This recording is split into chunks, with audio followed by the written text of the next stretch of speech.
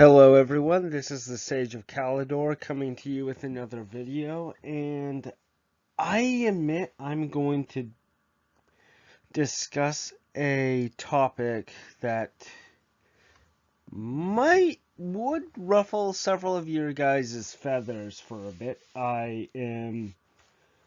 First off, this video is a brief history about Numenor and the nature of empires. And the reason why I'm saying this is because Numenor and one of its successor kingdoms, Gondor, was an empire. And I want to talk about it, and empires give strong feelings. But anyway, I will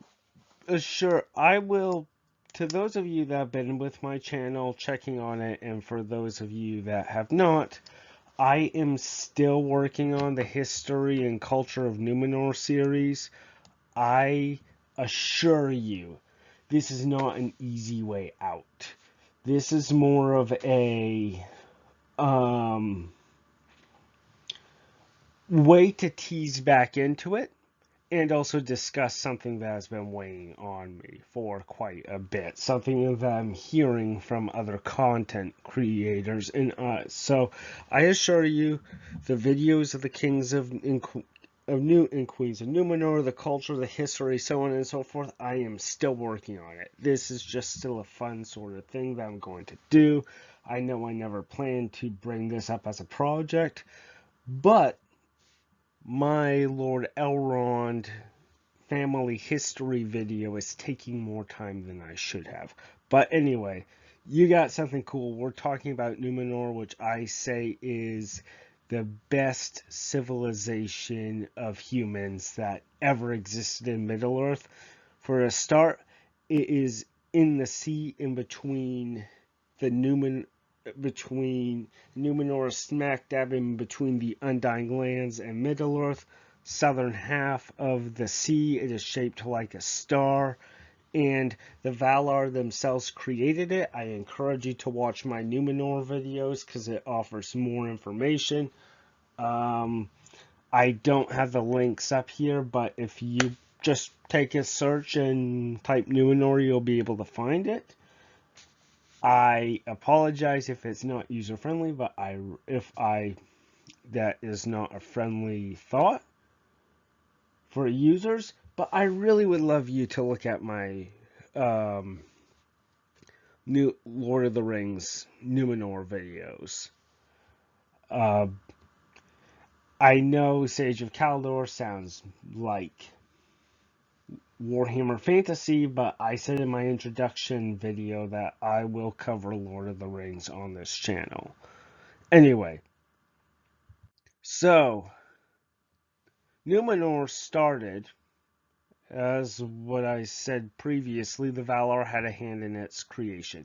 Numenor started by the Edain, a race of noble good men who assisted the Eldar in the first stage against Morgoth. They did not have any obligation to. As a matter of fact, it would have been fine if they just stayed by themselves.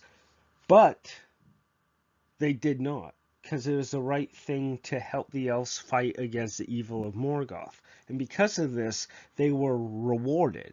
They were rewarded generously. They were given increased lifespan and a place to call their own.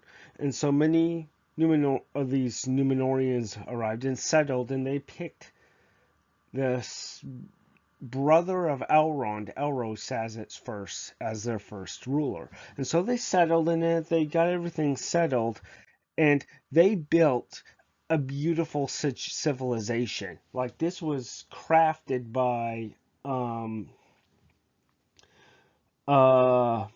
Valar, but they made use of it. They made a beautiful place. They traded with the elves. They could sail anywhere except for west. They have a strict condition, like they cannot sail west. they have to stay within sight of the island, but the north, the east, and the south of Middle Earth, they can sail whenever. And they sailed all over. They sailed all over Middle Earth. They charted the courts, the um, the coast. They established outposts in friendly trading relationships with the middlemen who would be the ancestors of the men of Rohan, the men of Dale. They even traded with the Haradrim and I think some Easterling tribes, but I don't know of that. But anyway, and they traded in areas in what would be called Gondor and Arnor. And so they traded there, and over the course of these kings, they learned that the evil their ancestors fought against had not stopped, and this evil, which turns out to be Sauron, was attacking the elves. And so they established permanent bases to help out, which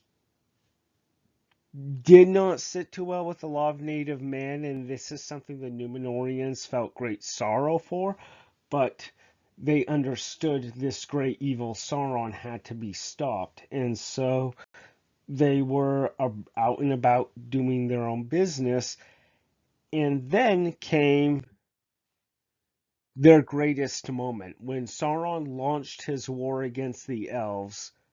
After decades and decades and decades of preparation and waiting, Numenor answered the call to the elves, and Numenor crushed Sauron. Sauron's armies could not stand a chance against the might of their armies. And this was their triumph. They not just aided their allies, the elves, but they utterly humiliated Sauron. But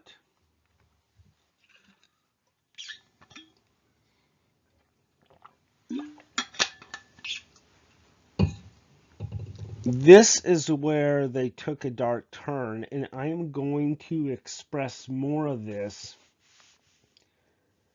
in my videos. And I want to tell you this was subtle. This was absolutely subtle. And you need to watch the course in my videos to understand it, to learn more about it. But the Numenorians started to ask questions. And this is the basic part. The Numenorians started to ask questions. Why are we not immortal when we proved we can be good custodians of this earth? When we can defeat this evil of Sauron. We are powerful. We are wealthy. We can defeat Sauron. Why are we not immortal? And they started to feel, effort. They still liked the elves, but they still kind of resented the fact their questions were not answered about why are the race of men not immortal? Why can't we be immortal? And so over time, and so they cannot go the west. They cannot be immortal. So they started to establish their empire. And it was more of a combination of settling areas and conquering lands, but they did not practice things like slavery. Instead, they extracted tribute like gold, silver, precious stones, something like that. And they won battles all over the place and expanded territories.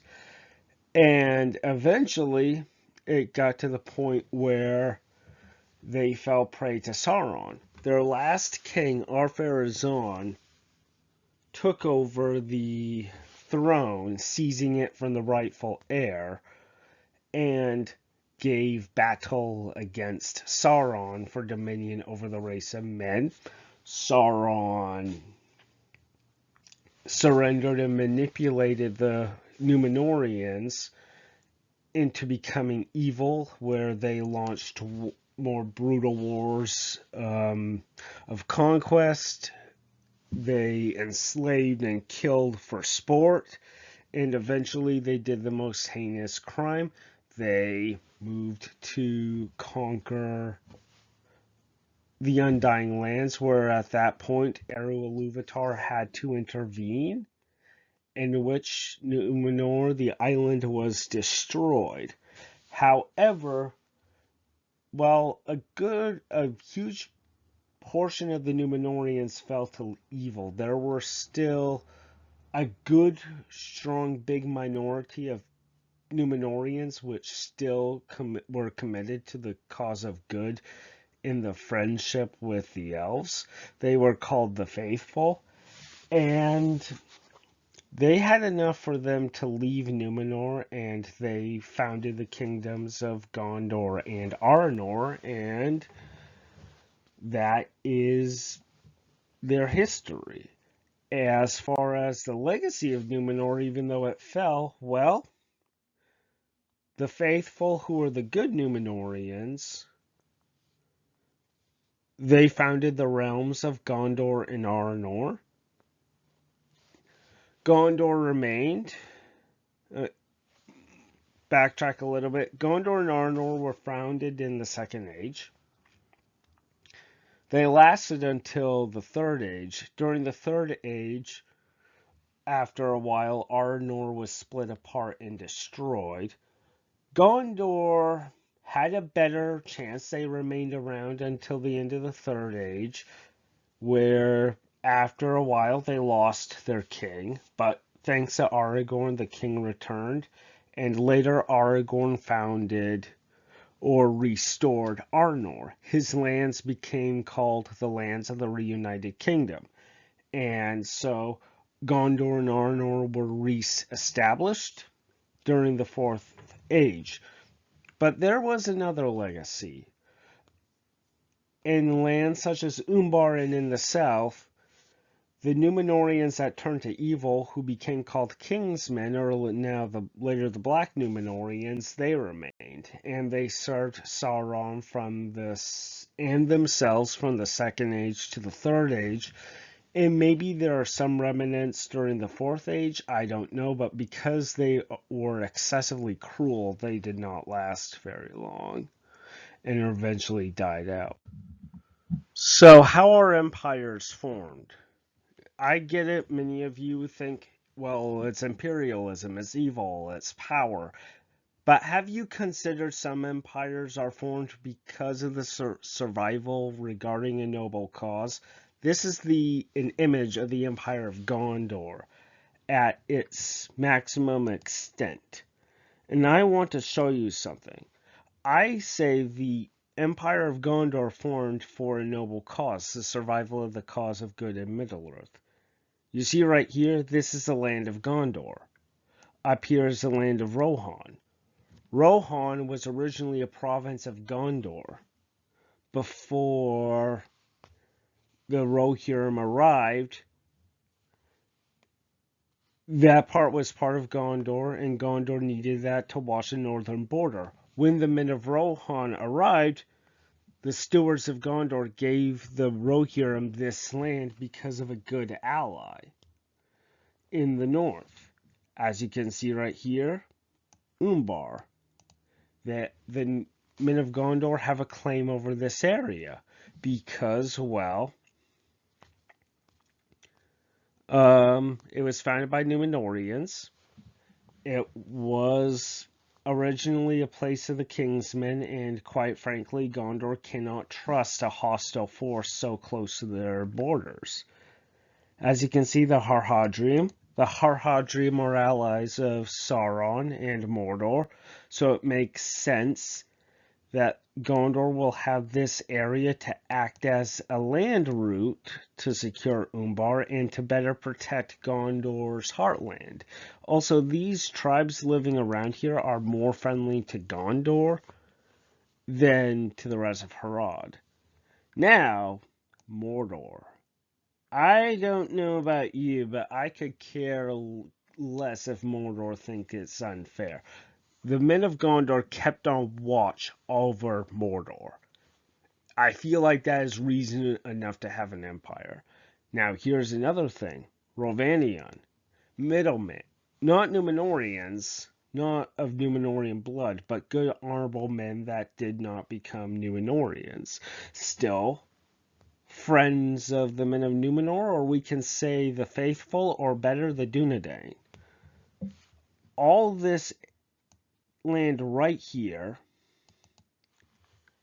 is an empire to protect their ally living up here and keep an eye on the men of ruin to prevent the men of ruin from attacking these guys right here. Now can you see the importance of this empire? It is meant to protect the free peoples of Middle-earth from Mordor and its allies. And we do not have an example of the Numenorian Empire, but it happened the same way. Several of their territories were kept to keep an eye on Middle-earth and to help protect the elves from the depredations of Sauron. From the depredations of Sauron. Thank you. But I imagine you are thinking of something. Well, yeah, because this is fantasy. It's not real life. Well, I have a historical example for you. The First Persian Empire, for example. Their leader, Cyrus the Great, when he founded the Persian Empire, it was not, hey, I want to develop an empire. It was because he lived right around here. He heard these guys were planning on attacking him. So he allied with some people in here and joined forces to attack and defend his people. And then the empire slowly but surely expanded. In the Persian Empire, first Persian Empire, the Achaemenid Empire was not necessarily very bad. It just secured the lands, prevented endless conflict, made it safe for everyone to travel, curtailed some of the worst of human rights abuses, and promoted a source of religious tolerance. The first edict of religious tolerance recorded in the history of the world from the head of a multi-ethnic, multi-religious empire is from the Persians. And there are empires based on evil. Nazi Germany is one example right here. We know how terrible it is. And there's also the empire of the Ottomans, the Ottoman Empire right over here. And just so we can make things clear, if any of you are thinking, why the Ottoman Empire? Well, the Ottoman Empire, this is not common knowledge, but when the Ottoman Empire would basically, if they take control over a Christian area or a non-Islamic area, they will kidnap the girls and give them to harems. They would kidnap boys and brainwash them and force them to serve in the Janissary Corps or brainwash them to become products of the state. In other words, it erases the cultural heritage of the people there. And that is not like any other empires. Any other empires would have given a chance or an option. But these children are taken as young as 10, 11, 12 years old. And it's not a peaceful sort of thing. I mean, if a family protested, the Ottoman soldiers would kill the father right in front of the family. They would rip the child from the arms of their mother and would do something horrific to the mother. That, in both these evil empires, they would extract resources from the resources. For the Ottoman Empire, the resources are the Christian and non-Islamic minorities under their rule. In the Nazi Empire, Their resources are both natural resources, because the Nazis would extract resources from the people they conquered, and also people, and would kill anyone that does not share their own viewpoint.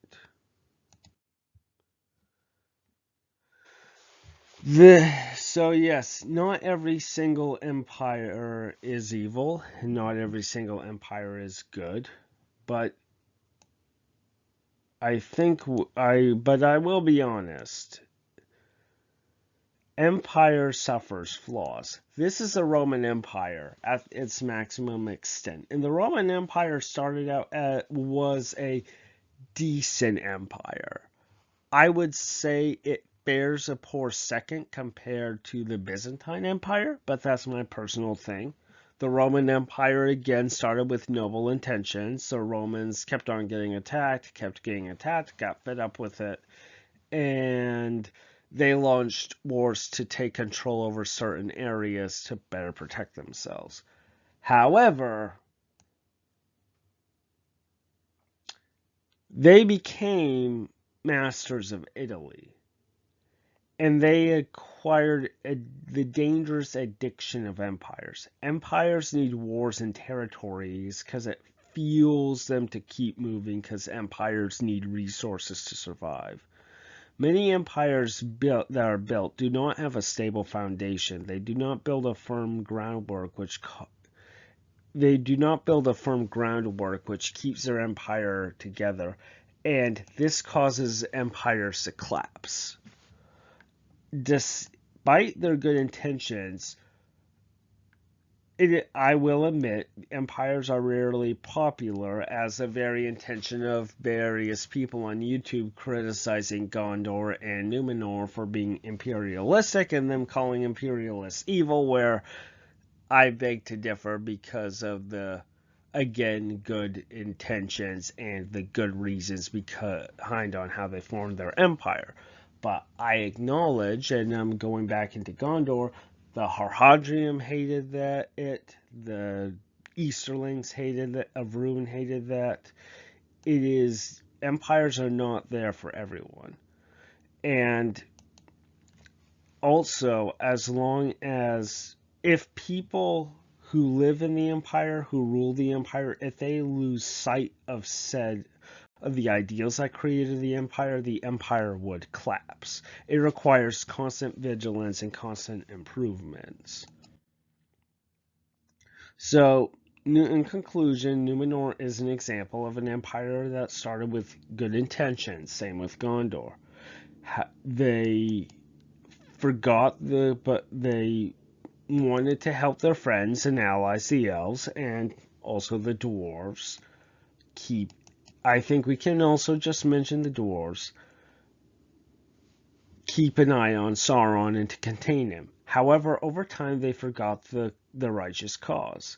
They neglected their allies, the elves, and neglected friendly relations with other human tribes, because Numenorians would come and they would settle and they would trade with other humans, tribes, and give them information, give them pointers, be essentially teachers and friends. So they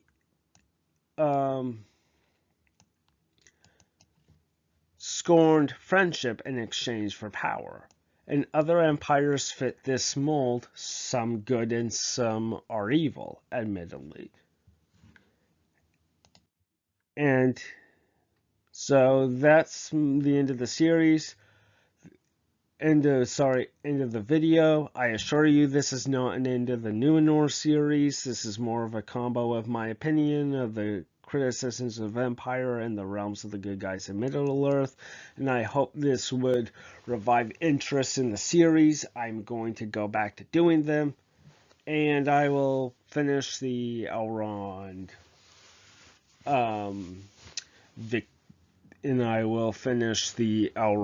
family tree series. Well, until next time, thank you for showing up. Please like, share, subscribe, and until next time, bye.